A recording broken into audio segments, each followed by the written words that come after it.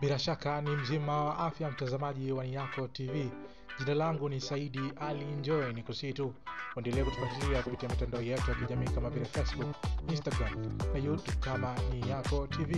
Na ili wa kwanza kuzipata habari hizi za kimichezo kutoka ndani na nje ya mipaka ya Tanzania, basi fanya kubonyeza alama ya kengele ili wa kwanza kuzipata habari hizi pindi ambapo zinakwenda kutoka, na bonyeza alama subscribe ili uwe mwanafamilia bora wa Niyako TV. Habari kubwa ambayo tuko nayo hivi sasa ni kuhusiana na wapinzani wa Simba katika fainali ya kombe la shirikisho barani Afrika RS Berkane, ambayo imesafiri leo kuja visiwani Zanzibar kuja kumalizia mchezo wao wa fainali ya pili, ambayo fainali ya kwanza ilichezwa huko kwao katika jiji la RS Berkane, Morocco. Lakini ikumbukwe RS Berkane wanaongoza kwa bao mawili ambayo yameingizwa kambani katika uwanja wao wa nyumbani, na mechi inayofuata wanakuja kuimalizia huko visiwani Zanzibar katika uwanja wa Amani Stadium katika siku ya Jumapili.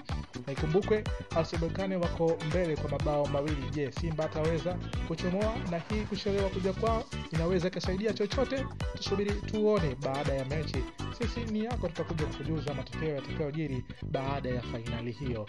Langu jina ni Saidi Ali Enjoy. Ni kusii tu endelee kutufuatilia kupitia mitandao yetu ya kijamii kama vile Facebook, Instagram na YouTube kama Niyako TV. Basi na ili wa kwanza kuzipata habari hizi za kimichezo kutoka ndani na nje ya mipaka ya Tanzania, basi fanya kubonyeza alama ya kengele ili wa kwanza kuzipata habari hizi pindi ambapo zinakwenda kutoka, na bonyeza alama subscribe ili uwe mwanafamilia bora wa Niyako TV. Asante.